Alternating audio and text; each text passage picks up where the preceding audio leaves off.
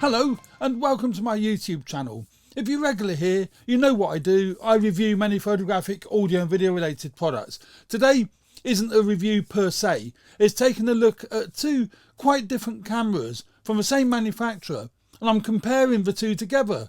I wouldn't normally do this, and I certainly wasn't planning to do this, but in the comments of various videos I've done on the Sony A7C, which is this one here, is their new compact, well, most reviewers are saying it's kind of equivalent to the A7 III. It's actually, I believe, personally, very different to the A7 III. But this is the Sony A7C, which I recently purchased. Fabulous camera. Regardless of what some reviewers are saying, I think it represents good value for money. I can't say great value for money because it's almost 2,000 quid. So it's a lot of money to spend, on a camera. But if you're working in the professional environment, I think it's great value, and I shall go through why. But I'm comparing the Sony A7C, which is this one, with their flagship APS-C model, which is the A6600, which is this one here. Now, why would I compare the two? One's full frame and one is APS-C. And that's why I wasn't going to do the video, because I couldn't really see the necessity to do a comparison between these two particular cameras. But many people are asking, should I buy the A7C at almost 2,000 quid here in the UK anyway, well, 1,900 quid body only, or should I buy the A6600, which is about 12 to 1,300 quid body only here in the UK? It's about £600-700 difference. And there isn't a straight answer. There really isn't a definitive answer as to which is the better camera, bizarrely enough. Most people would automatically say, well, it's full frame, so the A7C automatically becomes the better camera. But it depends on what you're doing, and it doesn't actually, always mean that. But I'm going to go through what the differences are, what I see the differences are, not technical spec differences, but what I see the differences are for me anyway. Now, the A6600 is, as I say, their flagship APS-C camera. It has got a 24 megapixel sensor. It's the APS-C flagship 24 megapixel sensor that's pretty much been in, all of their APS-C cameras for a long time now. So it's quite an old sensor. It's in the A6000, 6100, which I'm using 3 6100s here for filming this video. And it's in the 6400 and 6500 and so on and so forth. But what makes the A6600 such a nice camera to use is its awesome grip. It's got a beautiful grip. And the grip is far superior to the grip on the 6100s and certainly the A7C. The A7C is a much shallower grip, not so nice to use, handheld. But you can see, well, maybe you can't, I don't know how clear that is to see the differences in the grips between these two cameras. But you can see the one at the bottom, which is the A6600, has a much deeper grip than the A7C on top. That is quite thin, and also my knuckles rub against the lenses on the A7C. It's not horrendous, and because of the compact size of this for a full frame body, I find that acceptable, and I don't really have a big issue with it. But I do prefer the grip on the A6600. It doesn't rub against any lenses, and it feels easy to grip. It's a really nice grip, very reminiscent of the Nikon grip and the Olympus OMD EM5 Mark II. And I always said that's the best grip of any camera I've ever used, and I still say that. It's a fantastic grip, and ergonomics on that, same as on the Nikon. So they're very similar. That's why people, I think, have been asking. They are very similar in size. They're very similar in, everything really, apart from the sensor size and the handling. The handling on the A6600 is better than the A7C. Now, let's look at the kit lenses that they come with. This has got the 28 to 60 kit lens on. The A7C, that's their new full frame kit lens. Nice results. It's fine as a kit lens, fine if you're doing vlogging. A little bit too tight for vlogging. I've done a video which I link up here somewhere using the A7C for vlogging. I wouldn't use the kit lens. I would use something like the Tamron 20mm lens, this one here, on the A7C. It's a much nicer lens for vlogging. And the A6600 has got its 16 to 50 kit lens on. It's okay, you know, it's not as good a quality, I think, optically as the 28 to 60 on the A7C, but it's fine. So that isn't, you know, I would say the A7C obviously scores there because the kit lens is a bit better than on the A6600, but the handling of the A6600 scores over the A7C. Now, the A6600 has a 24 megapixel APS-C sensor. The A7C has a 24 megapixel full frame sensor. So for stills, the image quality is going to be better on the A7C. So if you're predominantly a still shooter, you really do want to be seriously looking at the A7C. It's going to be better in low light, and it's going to be, the images are just going to be that little bit better bokeh, and a little bit better depth of field with your, you know, various lenses that you're using, particularly if they're a wide lens like an f1.4, 1.2, even 1.8. You would see a slight difference between that and a 1.8 on an APS-C sensor, but it's not going to be massive. It really isn't going to be massive. The full frame sensor really comes into its own in low light, although I'm going to do a low light test, but I have found the A6600 to be very good in low light. So, you know, I mean, so far there isn't any, you know, massive advantages between either or. They both take the same Z mount battery, the FZ100. Great battery that lasts forever and a day in both cameras, either this one or the A7C. The A6600 has the flip up screen, so that flips up like so. Again, I find that better for vlogging than I do on the A7C, because the eye line is more with a lens. It's in the same plane as what the lens is, as opposed to off to one side.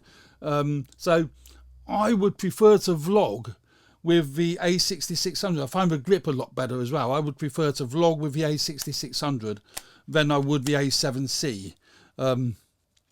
So that's so there's not a lot of differences there. And the A7C has a big advantage over the A6600 for video anyway, that the screen articulates outwards. So if you see that, the screen articulates to the side rather than up and down. And the reason why that's better for video, because it means you can put accessories such as microphones, lights or whatever on the top shoe, and it won't obscure the actual monitor.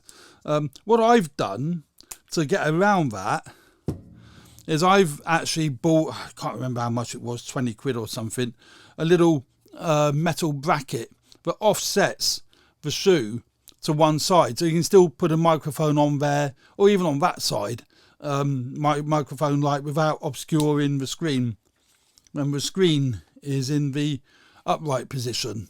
So the downside with that, you can't use this wonderful microphone here, which is their new ECM B1M digital stroke analog direct microphone. It has a direct link to the camera via the hot shoe. So of course when that's on the A7C,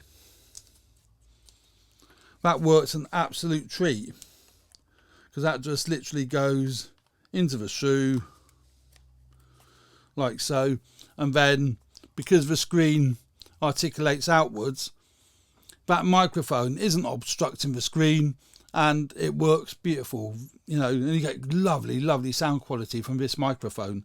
I've done a review on that, you'll find on my channel somewhere. Of course, if I put it on the A6600, which I will do, you'll find obviously it's going to obscure the screen.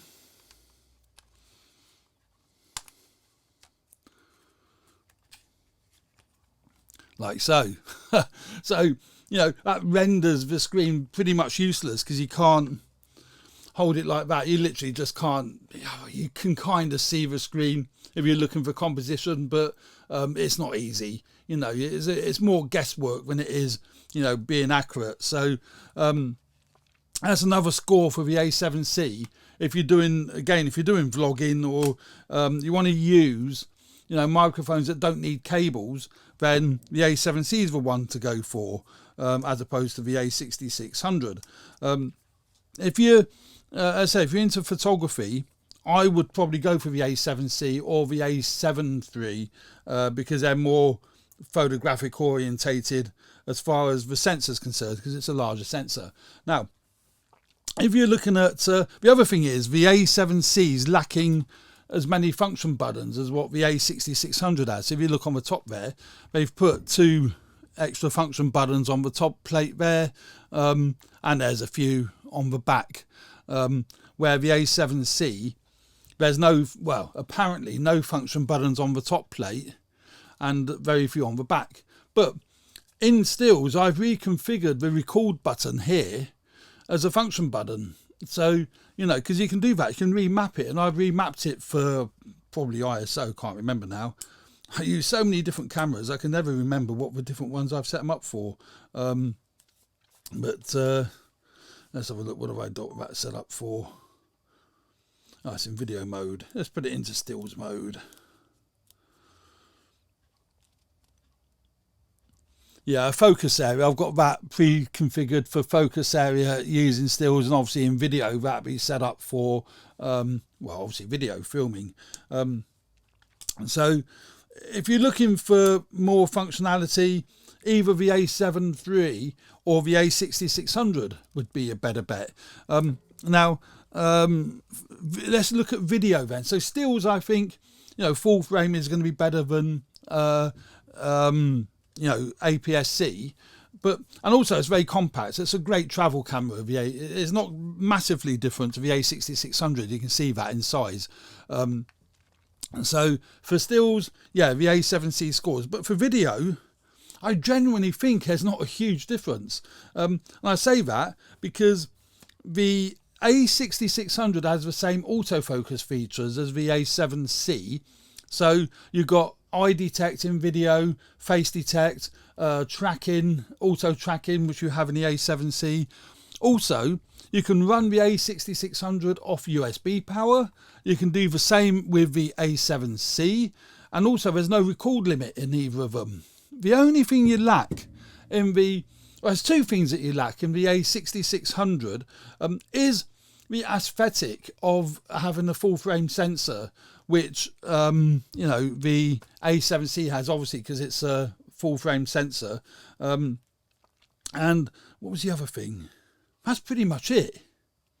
That is pretty much it. You're lacking the aesthetic that you get using a full frame lens, you know, with a full frame sensor, and that's minuscule. I genuinely think that's minuscule. If you've got good lenses on your APS-C body, I use my 56mm Sigma f1.4. Well, it's beautiful on APS-C, and you still get that lovely creamy bokeh in the background. In fact, I've got my 56mm on my A6100 at the moment, and it's working great. I haven't got it to 1.4. I think I've got it set at 1.6 or 1.8. But even then, you're still getting that lovely creamy background.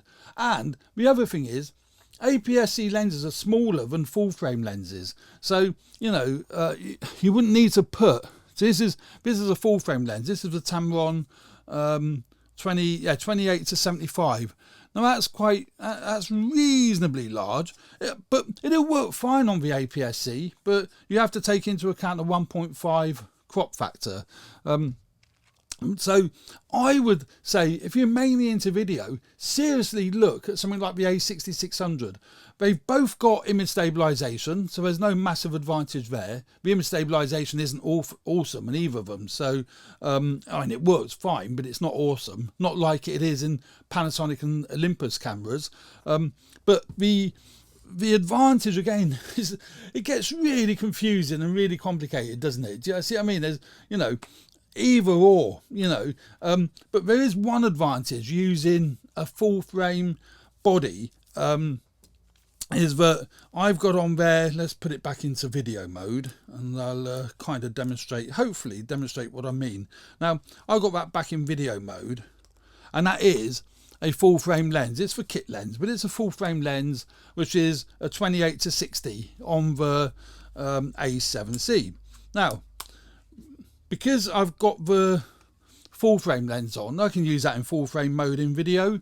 But if I push, I've pre-assigned a function button to be able to change that to APS-C mode, and I've got to remember which one it is. That's the one. So that's now in full frame mode, but a flick of a switch, if I need something more telephotos, I want to get in even tighter, I'm going to just push pre-assign this button, and that takes it to super 35mm mode, which is basically APS-C. So that's zoomed in. I don't know how clear that is to see on there, what it's even looking at, but that's now super 35mm mode APS-C, and that's now full frame mode. So you can tighten your shot up without having to change lenses. Massive advantage, I believe, by using a full frame body with a full frame lens, and you can convert it to super 35mm mode without losing quality. You still get 4K. It's still oversampling the image from the 6K sensor. So, you know, and that's one thing I really love about, you know, the Sony APS-C cameras. Now, I know you can do that on other cameras as well, but with Sony it's easy because it's E-mount. The same lenses, the full frame lens will fit on an APS-C body. Likewise, if I really wanted to, I've got a lovely, superb lens. It's the APS-C 70-350 lens here. So that's the 70-350, which is designed for the APS-C bodies. But there's absolutely nothing at all to stop me, no damage to the cameras, no damage to the lenses, whatever. Nothing to stop me fitting that on my A7C. Let's just put that on. The balance is good, you know, but all that'll happen now, I would think, I might have it to manual, I would think I'd take it to APS-C mode. No, you have to do it, it won't do it manually, but take that to APS-C mode, and you're just adding a 1.5 crop factor to that. So, you know, it'll work fine. I wouldn't want to use that for stills, certainly not on the A7C or the A7 III, because it will take it down from a 24 megapixel sensor down to about 10, maybe 12, 10 to 12. That would not be practical. It would work fine on like the A7R2, 3 and 4, because they're 45 megapixel sensors. So that would take that down to about 18 megapixels. So, you know, that would work fine. That's a nice that's a nice light, a nice weight to that. I think that would be fine. But again, perfect for video, wonderful for video, no problems with that at all. So, you know, all lenses are interchangeable, which is wonderful, and I really do like that. I've many times used my 56mm APS-C lens on my full frame Sony A7C for video, because you're not losing quality. So so there we go. That's the sort of comparisons between the A7C and the A6600. Compactness is about the same, you know, basically, to summarise. They both take one SD card. In the A7C, the SD card slot is on the side, which is much nicer, much better. It's just on the side there. That's an advantage. Not a deal breaker as far as why you would want to buy it, but that's definitely, you know, to me, a nice feature. It's on the side. The A6600, it's in the battery compartment, which is, you know, par for the course with a lot of camera bodies. Would have preferred it on the side. And so, yeah, so basically, in a complete and utter nutshell, there's two or three major differences between the two. The handling of the A6600 is certainly much nicer than the A7C, but because this is a full frame sensor, that's better for stills, but not massively better for video. and they both can run off USB-C, no record limit for video. You know, I'm trying to answer a question when people ask me what should I buy. There isn't a straight answer. You really got to look at what suits your budget, and B, what your needs are. You know, really what your needs are. You're going to get great results from either or. You seriously are. I'm very, very happy with Sony. I've been using Sony for a long time, but come back into Sony recently. Mainly, well, almost entirely because of no record limit and being able to run them off USB blocks. Makes a massive difference to me, particularly because I tend to waffle on forever and a day. And I haven't got to think now, am I going to run out of 30 minutes? Is my 30-minute limit going to be a pain in the butt? Don't have to worry about that anymore. Wonderful. It's wonderful. So there we go. That's the A7C versus the A7C here versus the A6600. Both very similar cameras, takes the same lenses. One's flip up screen, one's articulating screen. Whatever your needs are. I will say though, the other thing I love about the A7C, because it's got the articulating screen, I with my eyes can see that clearer than I can with the screen that flips upwards. But the downside is the eye line is different. So, geez, you know, where do you stop? Where do you stop? You know, you gain on some areas, you lose on others. It's a bit like the A7 III, but it has got no screen. Well, it has, obviously. It's got the flip screen on the back, but it won't flip right the way up. So you have to plug an external monitor into it. And when you do that, you lose your face detect autofocus. And it's got the 30-minute record limit, and you can't run it from a USB block. So I find it bizarre that some of these reviewers are saying that the A7C isn't worth the money. I find that really bizarre, because as a video camera, it is much better. It really is much better. And also with the autofocus for video, it's much better. So you can run it off USB-C. It's got the flip out screen, so you don't lose your autofocus by having to plug another monitor in. And there was something else, wasn't there? There's 3 or 4 things. Oh, and no record limit, where the A7 III's got a video record limit. So if you're into video, absolutely buy the A7C. Don't care what anyone says. Buy the A7C, and I'll probably get some comments in the description below saying that I'm talking baloney. But hey, we all have different needs, don't we? Every single producer has a different need, and that's my needs, and that's what I like. So there we go. So I hope you found that useful. Please hit the subscribe button if you haven't already done so. I'm really appreciate everybody who subscribes. It's helping me grow the channel. Really appreciate that. And thanks to everyone who subscribed. Honestly, it means so much to me. And hit the like button if you found this particular video of use. So thanks very much, and stay tuned for more videos relating to video and photography. Thanks again. Bye for now.